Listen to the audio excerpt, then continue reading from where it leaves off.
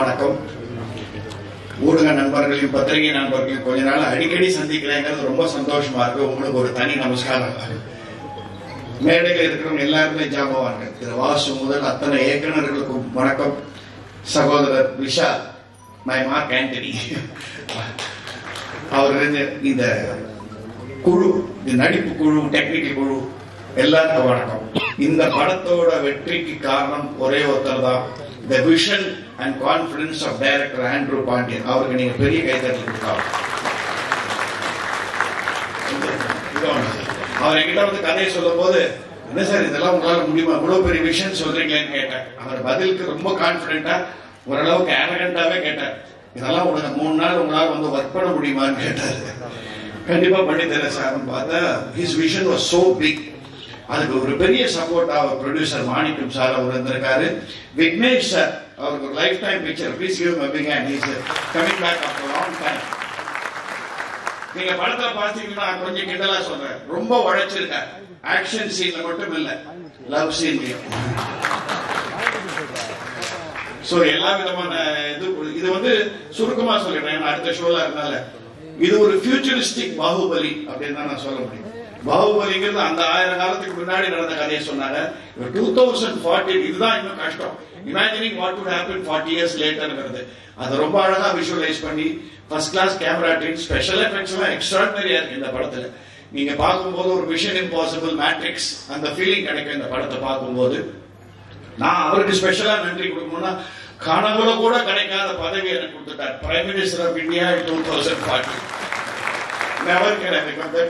I hope to. And இன்னொரு இவருடைய மைய கருத்து தான் என்ன ரொம்பவும் கவர்ந்தது. நீங்க அதை பத்தி சொல்லணும். காரணம் என்னன்னா, இன்னைக்கு நீங்க பத்திரிகைகள்ல பாத்தீங்கன்னா, அதாவது பாரபட்சம் இல்லாம எழுதுற பத்திரிகைகளை சொல்றேன், ஊடகங்களை சொல்றேன், இந்தியாவோட progress in the world is fantastic. we are going somewhere. Netaji கனவு கண்ட இந்தியா வந்துட்டு இருக்கு. அவர் சொல்ற கருத்து என்னன்னா, 2040 இந்த படத்துல இந்தியா தான் இந்த உலகத்தின் வல்லரசுங்கிறத ரொம்ப ஸ்ட்ராங்கா சொல்லியிருக்காரு. அந்த பெருமைக்கு ஹேட்ஸ் ஆஃப். எல்லா ஆர்டிஸ்டும் நல்ல ஆர்டிஸ்ட். என்ன Thalaivasal Vijay done an extraordinary role இது. என்னோட சாருகேசியும் பிரமாதமா பண்ணியிருக்காரு அவரு. John, Vijay, Suresh, all of them, the heroine. எனக்கு இந்த படத்துல பிரசிடென்டா அவங்க லேடி ஆக்ட் பண்ணியிருக்காங்க. எல்லாரையும் ரொம்ப அளவா யூஸ் பண்ணாரு. பட் அவர் அதிகமா யூஸ் பண்ணது ஸ்பெஷல் எஃபெக்ட்ஸ் அண்ட் அவருடைய விஷுவல் எஃபெக்ட்ஸ். இதை வச்சுதான் இந்த படம் யங்ஸ்டர்ஸ் ரொம்ப கவர் பண்ணும். நம்மள மாதிரி இந்த நாடு நல்லா இருக்கணும்னு நினைக்கிற வயதானவர்களுக்கும் இந்த படம் பிடிக்கும். இது மிகப்பெரிய அமோக வெற்றி பெற வேண்டும் என்று எல்லாம் உள்ள இறைவனை பிரார்த்தித்துக் கொண்டு, இந்த நேரத்தில் இது ஒரு சினிமா பங்கனா இருக்கின்றதுனால நமது ஆத்ம நமஸ்காரங்களை நம்மளை விட்டு பிரிந்த மாபெரும் நடிகை சரோஜா தேவி அவர்களையும் ஒரு நிமிடம் நினைத்துக் கொண்டு உங்களிடம் விடைபெறுகிறேன். நன்றி, வணக்கம். நன்றி சார். அடுத்ததாக நாம் பேச அழைக்கிறோம். சேலம் மாவட்டத்தில் உள்ள சிறிய ஊர் தலைவாசல். அந்த ஊரை பெருமைப்படுத்திய பேர் இவருடையது. கோடம்பாக்கம் தாண்டி நாராயண குருவாக இவர் நடித்து கேரளத்தின் இதயத்திலும் இடம் பிடித்தவர். ஒரு இனிமையான கனவு போல இவர் நடிக்கும் கதாபாத்திரங்கள் எப்போதும் நம் மனதில் நிறுத்தி நிற்கும். அழைக்கிறோம் தலைவாசல் விஜய் அவர்களை.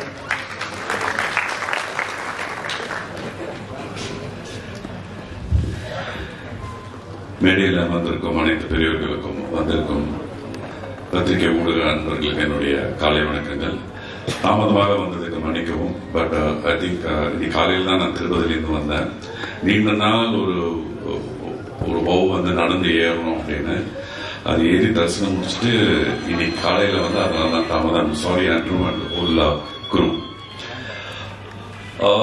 Red rose, Vignesh, Andrew, Santhosh, the hero, the director and the music director.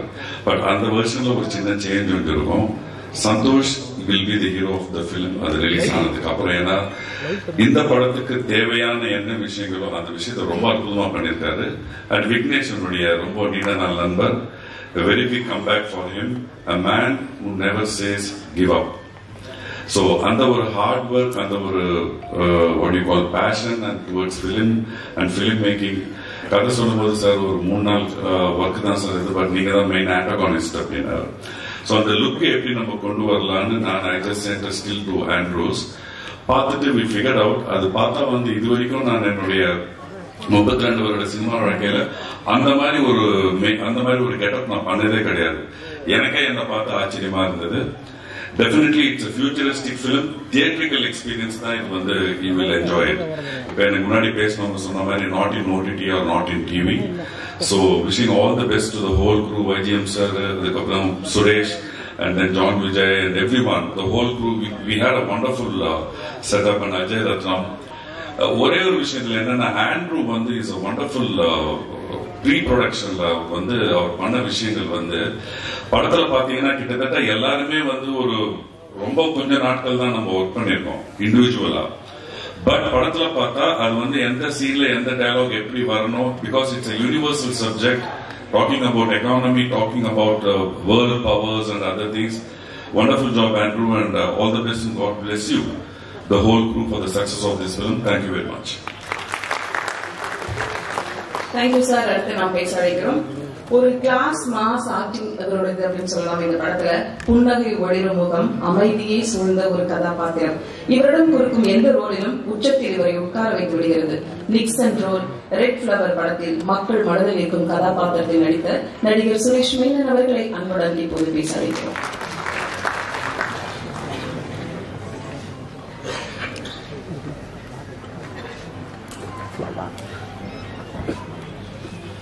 வணக்கம். நான் ஒரு நிமிஷம் கூட எடுக்க மாட்டேன். Wishing the producer, director and Vignesh all the best. Thank you. 30 seconds சொல்லுங்க sir. Thank you so much. அடுத்ததாக நாம் பேச அழைக்கிறோம். எனக்கு ரத்தம் கொடு, நான் உங்களுக்கு சுதந்திரம் கொடுப்பேன் என்று சொன்ன நெஞ்சு தொண்டர். அந்த வார்த்தைகள் வெறும் வரிகள் அல்ல, அவை ஒரு வரலாற்று நெருப்பு. அந்த நெருப்பு தான் இந்த ரெட் ஃபிளவர் படத்தில் தெரிகிறது. Service secret service of agent என்ற ரோல்ல இவரோட கண்ணும் நடிச்சிருக்கும், இவரோட குரலும் நடிச்சிருக்கும். அழைக்கிறோம் the bold actor John Vijay அவர்களை.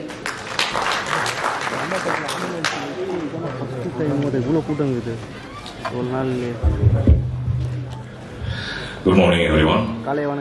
I'm very happy to share this stage with senior actors and directors Vasu sir and everybody on stage and the media people. And more exciting is that காலேஜ்ல தான் நாங்கள் ஒன்றா இருந்தோம், அதே மாதிரி இந்த ஸ்டேஜில் நாங்கள் ஒன்றா இருக்கோம். என்னுடைய பிரதர் விஷால் அவர் இருக்கிறதுனால எனக்கு பயங்கர excitement. And is to talk about him, is a man who always stand by anything anybody wants.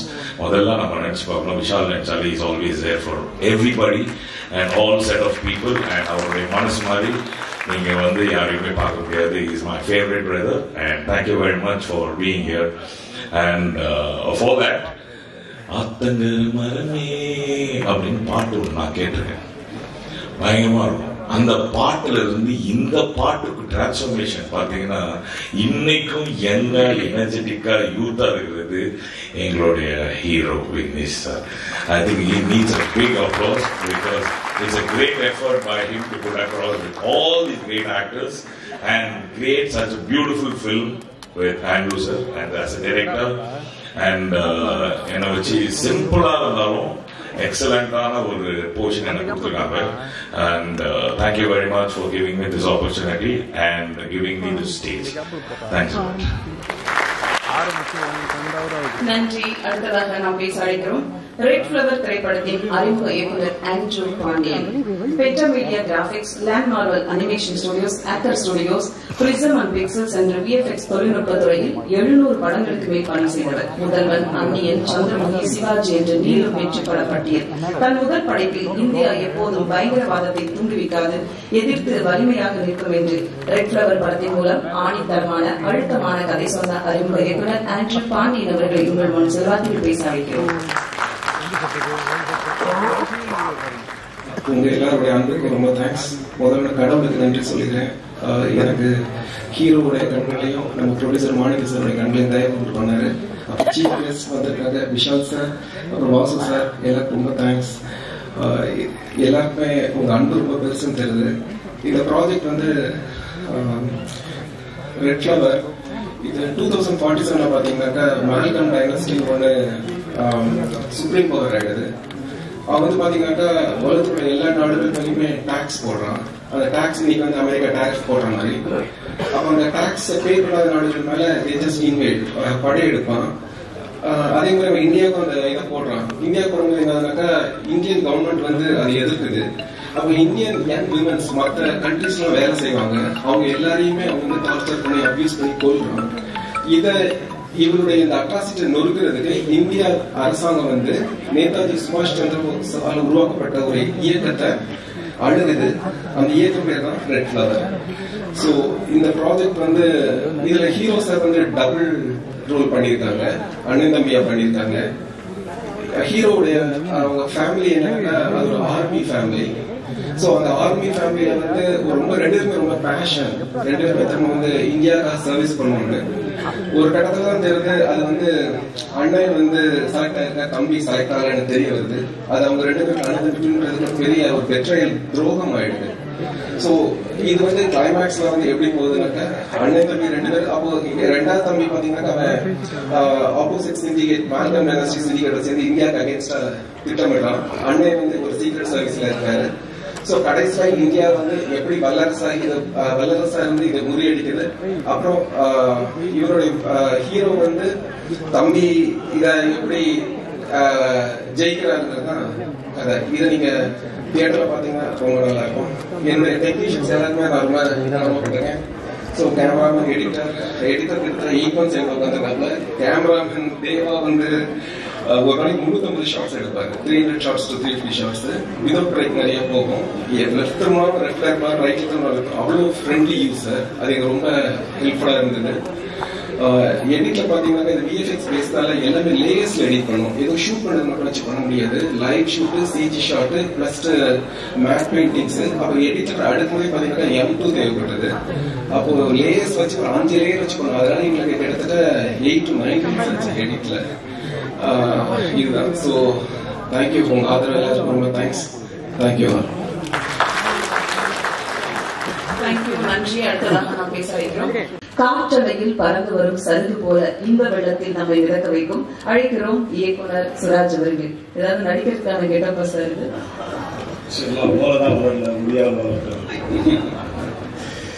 அனைவருக்கும் வணக்கம். மேடையில் இருக்கும் ஜாமான்கள் அனைவருக்கும் வணக்கம். அன்பு ஊடக நண்பர்களுக்கு வணக்கம். பத்திரிகையாளர்களுக்கு வணக்கம். விஷால் முதல்ல விஷால் தான் சொல்லணும். அவர் கூட ரெடியா விஷால் பற்றி தான் சொல்லணும். அவரு நான் படம் பண்ணியிருக்கிறேன்.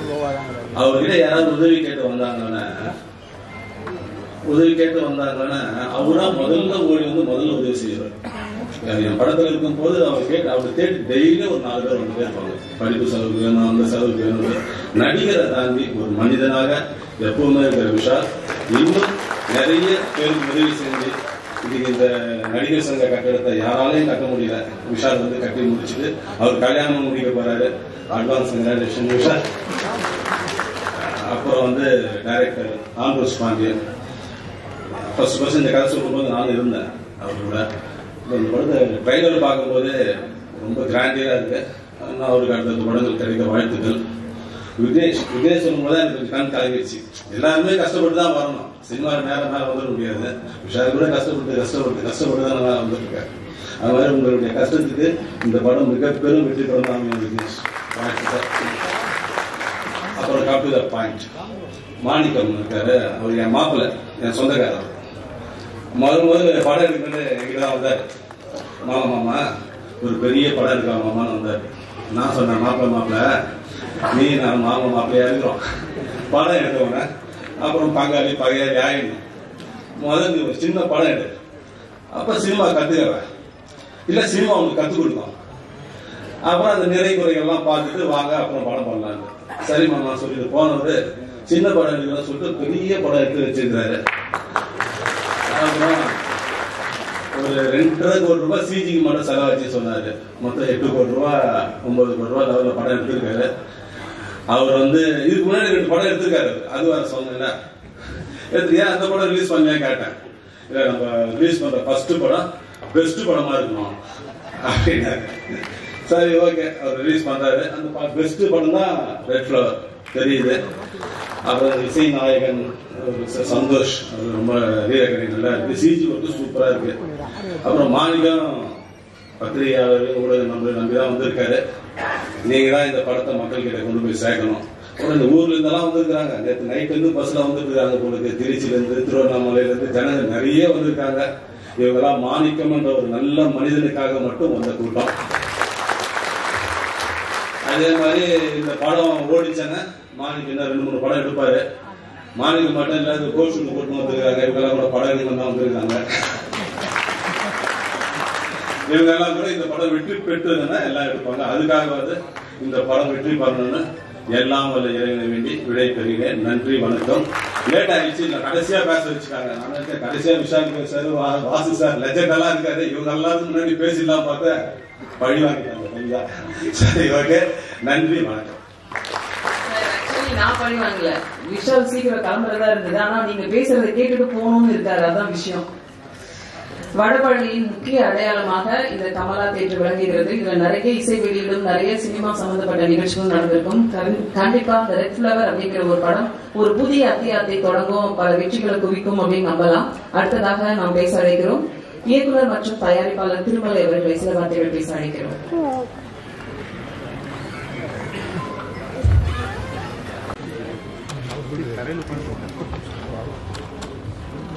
நடிகர் சங்கம் பொதுச் செயலாளர், சரித்திர நாயகன், புரட்சி தளபதி, என் வைரம் விஷால் சார். விஷால் சார் வந்தாவே அது வெற்றி தான். வெற்றி. ஒரு அற்புதமான மேடை, அற்புதமான இன்னொரு வைரமான ஒரு இயக்குனர் வாசு சார், அதுவும் வெற்றி. அடுத்தது நம்ம ஹீரோ விக்னேஷ் சார், வெற்றி. நிச்சயமா இந்த படம் வந்து மிகப்பெரிய வெற்றி அடையும். ஏன்னா அற்புதமான மேடை, விஜய் தலைவாசல், விஜய், ஜான் விஜய், எல்லாம் இங்க வந்திருக்க அனைவருக்கும் இனிய காலை வணக்கம். Happy morning. Manickam sir lovely producer.